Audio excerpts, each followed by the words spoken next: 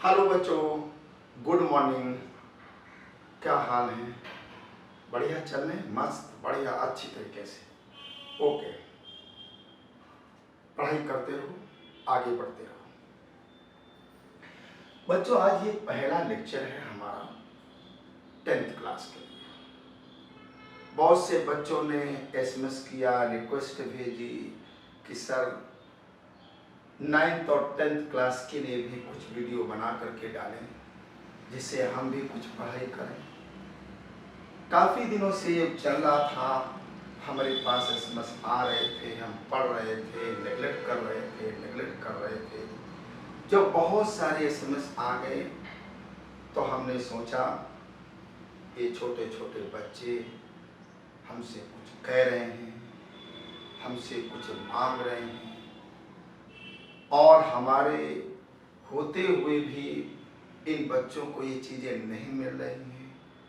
मैं बड़ा दुखित हो गया और मेरे मन में बिल्कुल ये भावना आ गई कि जिस तरीके से मैं हायर क्लासों के बच्चों को पढ़ाता हूँ पूरे मन से, उसी तरीके से छोटे छोटे बच्चों को भी हम 9th और 10th क्लास के लिए वीडियो बनाएंगे और जितना हो सकेगा उतना उनके लिए भी करने की कोशिश करेंगे।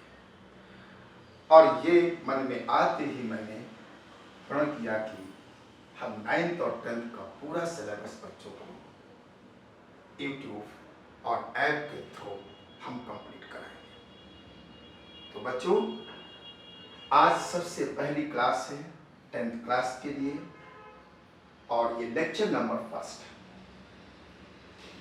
तो हम केमिस्ट्री बताएंगे आपको, केमिस्ट्री पढ़ाने आए हैं। तो सबसे पहले हम ये समझें, थोड़ा इंट्रोडक्शन दे देता हूँ, थोड़ा उसके बारे में बात कर देता हूँ। तो केमिस्ट्री है क्या? सबसे बड़ा प्रश्न तो यही है, सबसे बड़ा क्वेश्चन तो यही है, केमिस्ट्री क्या है, हमें क्या सिखाती है, हमें क्या बताती है। तो बच्चों, chemistry is the branch of science which deals the study of matter. दुनिया में जितनी भी चीजें आपको दिख रही हैं या दिखाई दे रही हैं, आपके इर्द गिर्द जितनी भी चीजें हैं, इनका सबका स्टडी केमिस्ट्री में होता है। भाई, केमिस्ट्री क्या बताती है? मैटर के कंपोजिशन, जो सब्सटेंस है, जैसे मान लो चार, इसका कंपोजिशन क्या है, इसकी प्रॉपर्टीज क्या है, इसको कैसे बनाया गया है, ये सारी चीजों की जो स्टडी हमें करना है तो केमिस्ट्री में जाएंगे। तो दुनिया की जो चीजें देख रहे हैं वो सब केमिस्ट्री है। अब आप कहेंगे सर जी, जब केमिस्ट्री है तो फिजिक्स कहाँ चली गई? नहीं बच्चों, फिजिक्स भी इंपॉर्टेंस है। जब सारी साइंस कंबाइंड होती, जैसे फिजिक्स मिल गई, केमिस्ट्री मिल गई, और भी मैथ भी मिल गई, बहुत सारी चीजें साइंस मिल गई, तो एक कंप्लीट साइंस बनती है, कंप्लीट साइंस।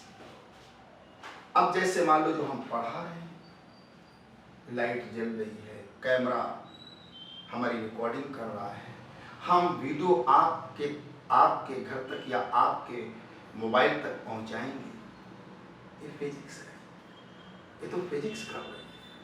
लेकिन जो ऑपरेटर जिस चीज का बना है, ये केमिस्ट्री है। मैथ भी इसमें लगी हुई है, क्योंकि किसी भी चीज की जो फॉर्मेशन किया जाता है, बनाया जाता है, तो उसमें मेजरमेंट भी होता है। भाई कितना, हम किस तरीके से किसी चीज का फॉर्मेशन करें, तो मैथ भी उसमें अप्लाई होती है। तो इस तरीके से हर साइंस, मतलब हर ब्रांच ऑफ साइंस जितनी भी हैं, वो एक दूसरे से रिलेटेड है। केमिस्ट्री के बिना फिजिक्स अधूरी है, फिजिक्स के बिना केमिस्ट्री अधूरी है। तो सब जब चीजें मिल जाती हैं तो एक कंप्लीट साइंस बन जाती है। ठीक है, तो हम लोगों ने क्या पढ़ा कि केमिस्ट्री क्या है। तो देखिए, केमिस्ट्री, जो केमिस्ट्री है, chemistry is the branch Chemistry is the branch of science. Branch of science. Branch of science which deals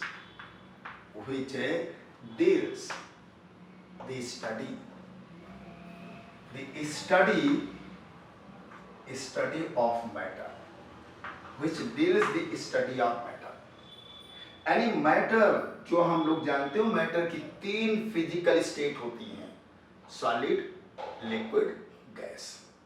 ये सब मैटर हैं और इन सब का कंपोजिशन, प्रोपेशन, प्रॉपर्टीज, इन सब का स्टडी जो हम करेंगे तो वो है केमिस्ट्री। तो केमिस्ट्री साइंस की एक ब्रांच है। Chemistry is the branch of science which deals the study of matter, study of matter को डील्स करती है।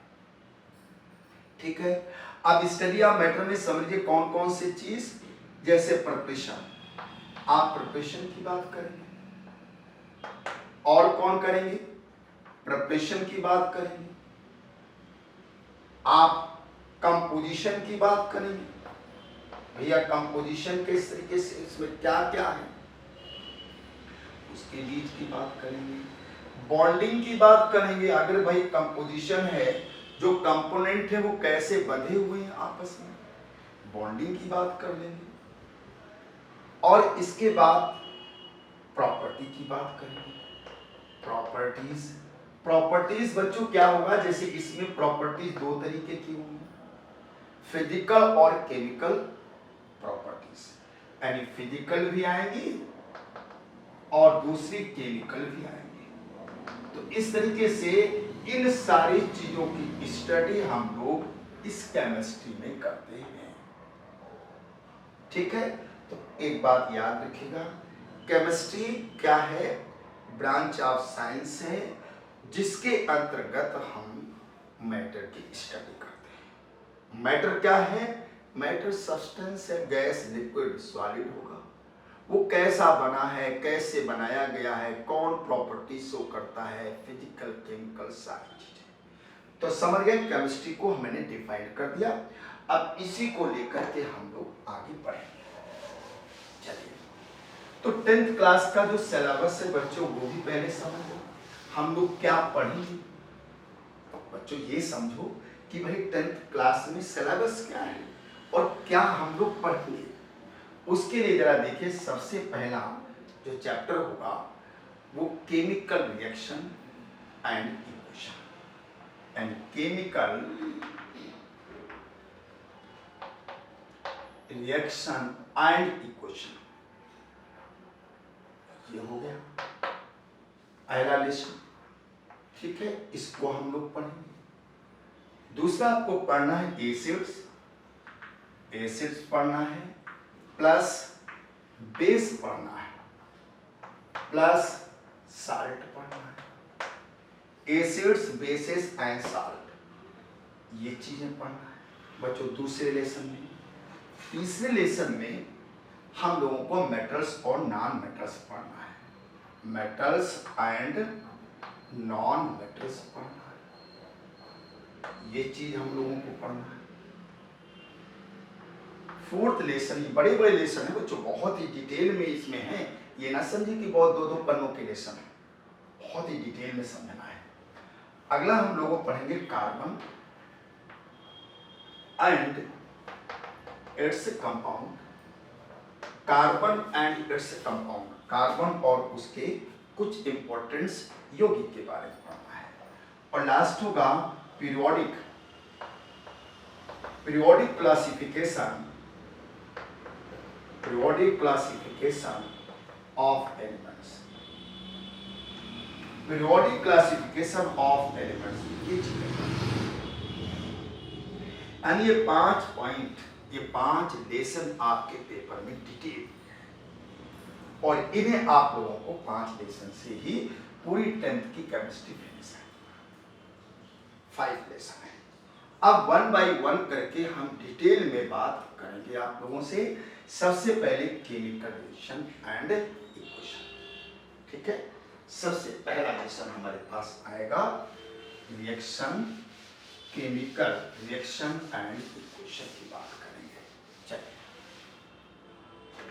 क्या होगा, आप अगर आवर डेली लाइफ में देखें तो बहुत सारी फिजिकल और केमिकल चेंजेस हो रहे हैं, बहुत सारे हो रहे हैं। बहुत सारी चीजें हम लोगों के सामने देखते देखते बदल जाती हैं, चेंज हो जाती हैं। कुछ फिजिकल चेंज हो जाते हैं, कुछ केमिकल चेंज हो जाते हैं। तो अगर हम चेंजेस के अकॉर्डिंग चलें तो ये जो चेंज होते हैं ये दो तरीके का होता है, एक फिजिकल चेंज और एक केमिकल चेंज। यानी टाइप्स ऑफ चेंज हम बताएंगे, types of change. Types of change में दो तरीके के चेंजेस होंगे बच्चों, एक होगा फिजिकल चेंज, फिजिकल चेंज, और दूसरा बच्चों होगा केमिकल चेंज। बहुत बढ़िया, केमिकल चेंज। सब अभी मैं आपको एक एक लाइन, एक एक चीज को समझाऊंगा। फिजिकल चेंज और केमिकल चेंज दो चेंज होते हैं, क्योंकि भाई चैप्टर का ही नाम है chemical reaction and equation, chemical reaction and equation. अब हम सबसे पहले फिजिकल चेंज की तरफ चल रहे हैं कि भाई फिजिकल चेंज क्या होते हैं, जरा उसको समझिए। सब फिजिकल चेंज, फिजिकल चेंज बच्चों, फिजिकल चेंज का मतलब होता है कि कोई चीज जो है जब किसी चीज में कन्वर्ट होती है तो नया कंपाउंड नहीं बनता है, वही रहता है, केवल इसकी स्टेट बदल जाती है। जैसे आइस ले लो, बर्फ। अब बर्फ आपने रख दिया तो बर्फ क्या है, पानी है। बर्फ का बताओ फार्मूला क्या होता है, H2O। आइस का फार्मूला H2O होता है, लेकिन वो मेल्ट हो गई, मेल्ट होकर के पानी बन गया, पानी का फार्मूला H2O, उसका भी H2O। तो बताइए, अगर मेल्टिंग ऑफ आइस की बात करें तो ये फिजिकल चेंज हुआ, इसमें कोई नई चीज थोड़ी बनी, केवल स्टेट बदल गई, सॉलिड के रूप में था तो लिक्विड बदल गया, कोई केमिकल चेंज नहीं हुआ है। अच्छा, तुम जैसे साल्ट को, नमक, कॉमन साल्ट होता है ना, नमक जो खाते हो, पानी में डाल दो, हिला दो को, मिल गया, घुल गया, गायब हो गया, सब पता नहीं चला। लेकिन बच्चों कोई नया कंपाउंड नहीं बना है, चाहे तो उस नमक को तुम फिर निकाल सकते हो, गर्म करना स्टार्ट कर दो, पानी उड़ उड़ के उड़ जाएगा, बाद में तुम्हें वो नमक मिल जाएगा। हाँ, ये कि भाई आपने टुकड़े के रूप में डाला था तो टुकड़े के रूप में नहीं मिला तो पाउडर के रूप में मिला, लेकिन वो मिल गया आपको, वो चेंज नहीं हुआ, वहां कोई केमिकल चेंज नहीं। ऐसे देखो, जब तुम चीनी को पानी में डालते हो, चाशनी बनाते हो, गर्म करते हो, तो पहले लिक्विड के बहुत पतला रहता, फिर गाढ़ा होता चला जाता है, गाढ़ा होता चला जाता है, गर्म करते रहो, गर्म कर तो पानी उड़ जाएगा, चीनी फिर मिल जाएगी। तो चीनी को डिसॉल्व कर दिया पानी में तो आपने फिजिकल चेंज कर दिया है। इवापोरेशन ऑफ वाटर, पानी यहाँ रख दो, गर्मी में क्या होता है, उड़ता है, उड़ के ऊपर चला जाता है, बादल में ऊपर चला गया, फिर वो बरसात में पानी नीचे आता है, बरसात होती है तो पानी वही नीचे आता है, नीचे का ऊपर, ऊपर का नीचे, यही सब होता है। तो कहाँ केमिकल चेंज तो नहीं हुआ ना, ये सब फिजिकल चेंज है बच्चों। फिजिकल चेंज में कोई नया कंपाउंड नहीं बनता है, तो हम लोग क्या कहेंगे, the change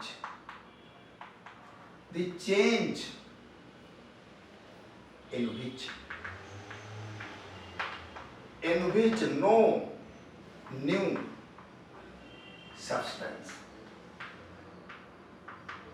are formed change in which no new substance are formed are called physical change। आ गया बच्चों समझ में?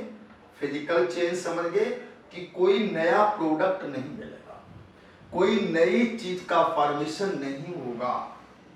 The change in which no new substance are formed, कोई नया सब्सटेंस ना बने, ठीक है, तो हम उसे बोलते हैं फिजिकल चेंज। अब एग्जाम्पल में जैसे नंबर 1 मैंने बोला मेल्टिंग, बहुत ही बढ़िया एग्जाम्पल, मेल्टिंग ऑफ आइस। बताइए पानी का आइस अगर है उसको मेल्ट होकर के लिक्विड में जा रही, पानी बन रहा है, तो कोई केमिकल रिएक्शन तो हो ही नहीं। Number 2 dissolution of common salt in water. अगर आप कॉमन साल्ट को वाटर में डिसॉल्व कर दो तो भाई डिसॉल्व तो कर दिया, लेकिन कोई नया प्रोडक्ट नहीं मिला। आप चाहें तो उसे फिर बना सकते हैं। और तीसरा बच्चों एग्जाम्पल है इवापोरेशन ऑफ वाटर। बढ़िया समझ में आ रहा है? Evaporation of water, evaporation of water का मतलब पानी का उड़ना। पानी उड़ गया तो कोई नई चीज नहीं बन गई, वो लिक्विड के रूप में था, अब वेपर के रूप में बन गई। वही वेपर बादल में जाके मिल जाएगी, फिर कभी बरसात होगी तो फिर नीचे आ जाएगी। तो देखिए बच्चों, आपको समझ में आ गया? फिजिकल चेंज समझ गए, कोई नई चीज का फॉर्मेशन नहीं होता है, ठीक है, तो ये कहलाता है फिजिकल चेंज। क्लियर हो गया होगा? चलिए बहुत बढ़िया, आप लोग समझते चलिए, नोट्स भी बनाते चलिए, क्योंकि नोट्स बार बार वीडियो तो देखोगे नहीं, एक बार वीडियो देख लीजिए, अच्छी तरीके से समझ करके नोट्स बना लीजिए, और बस आपके लिए सब कुछ क्लियर है। अब बच्चों हम केमिकल चेंज की तरफ चलेंगे। हमारे पास आया केमिकल चेंज। जब केमिकल चेंज के बारे में समझ लो क्या है। केमिकल चेंज के बारे में बच्चों क्या है जरा देखिए। केमिकल चेंज में इसमें नया प्रोडक्ट बन जाएगा, नया प्रोडक्ट, और ये चीजें बहुत सारी लाइफ में दिख रही, बहुत ज्यादा फिजिकल चेंज से केमिकल चेंज बहुत ज्यादा हो रहे हैं। आप बताइए कि अगर कोयला है आपके पास, कोयले को रख, वो जल जाता है, जल करके कार्बन डाइऑक्साइड बना दिया, केमिकल चेंज है। अरे मिल्क की बात करो, दूध की बात करो, दूध में थोड़ा सा मट्ठा मिला दो तो दही बन जाता है, तो केमिकल चेंज तो हुआ। अब दही से दूध बना पाओ? फिजिकल में तो आप चेंज, जो चीज बनी उससे फिर इधर बना लो, इधर से उधर बना लो, उधर से इधर बना लो।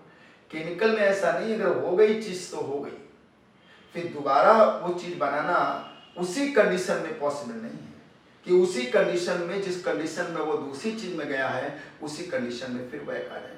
कुछ होती है रिवर्सिबल रिएक्शन, उसकी बात अलग है। तो बहुत सारी चीजें हैं। आयरन में रस्ट लग जाती है, लोहा है ना, तो लोहे की कोई चीज बनी तो उसके ऊपर जंग लग जाती है और रेडिश ब्राउन पाउडर बन जाता है, वो भी देखिए केमिकल चेंज है। ब्लैकनिंग ऑफ सिल्वर मेटल या सिल्वर ऑर्नामेंट, सिल्वर जो मेटल है ना वो काली पड़ जाती है, ये भी केमिकल चेंज है। तो केमिकल चेंज बच्चों क्या है, पहले मैं आपको डिफाइन कर देता हूं। The change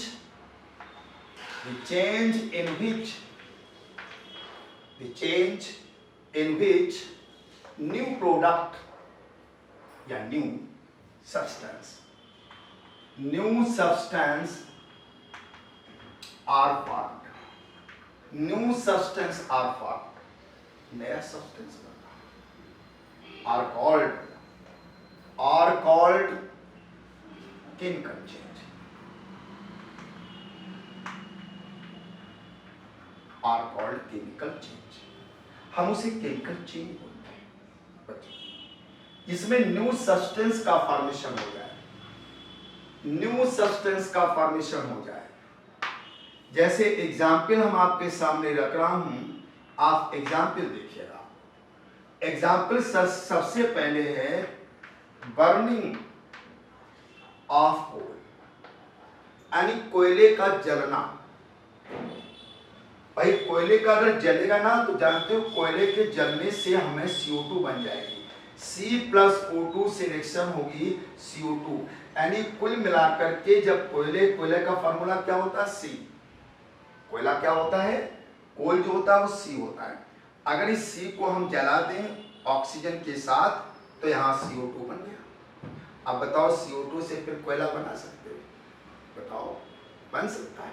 नहीं बन सकता है, वो तो गैस उड़ के चली गई, कोयला तुम्हारा खत्म हो गया।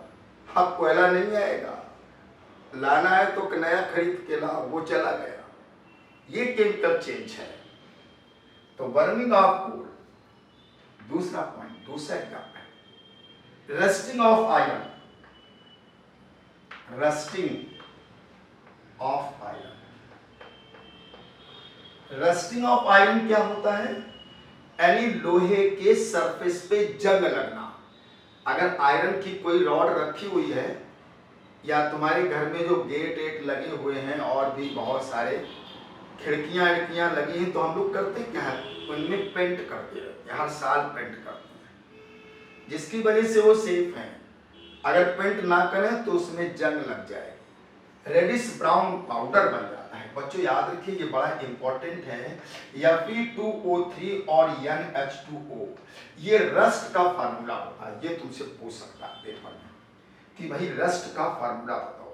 रस्टिंग ऑफ आयरन, जो आयरन के ऊपर जो रस्ट लग जाती है, रॉड है, अगर आप ऐसे उसको ऐसे कर दो तो तुम्हारा हाथ रम जाएगा, रेडिश ब्राउन कलर का उसके ऊपर पाउडर, वो पाउडर जो है झरझर के गिरता रहता है और वो रॉड कमजोर होती रहती है, फिर बिल्कुल डिके हो जाती है, खत्म हो जाती है।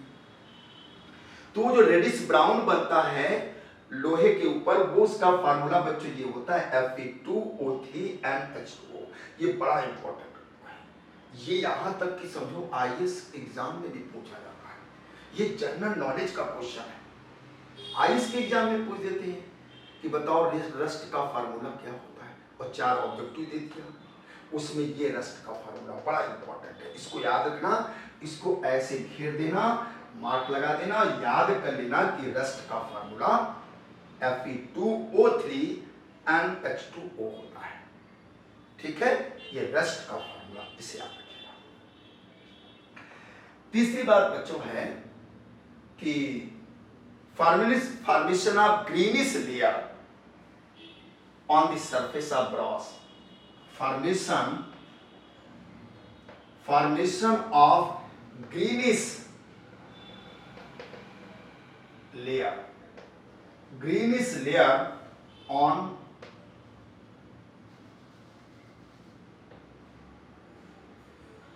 surface of brass।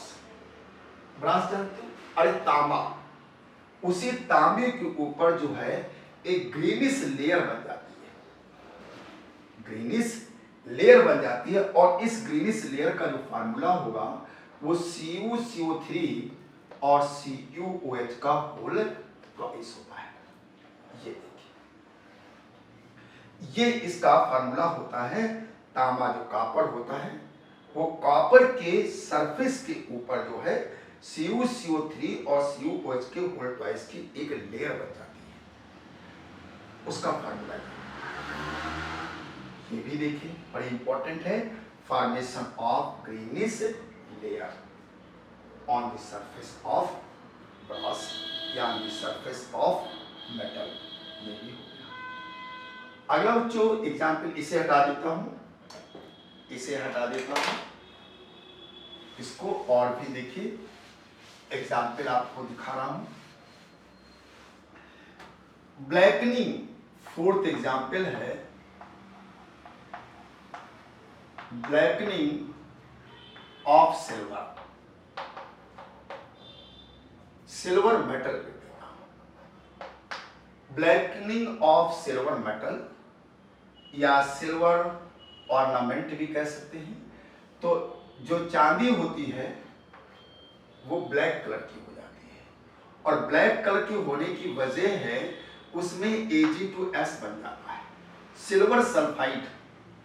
याद रखिए, अगर कहीं पर सिल्वर है और ये Ag2S, अगर ये गैस होती है, अगर इस सिल्वर मेटल के कांटेक्ट में ये गैस आएगी तो फिर यहाँ पर Ag2S बन जाता है प्लस H2 बन जाता है। ये रिएक्शन होकर के इस चीज का Ag2S का फॉर्मेशन, यानी यही चीज है जो ब्लैक कर देती है सिल्वर को। इस तरीके से आपका ये आप केमिकल चेंजेस है।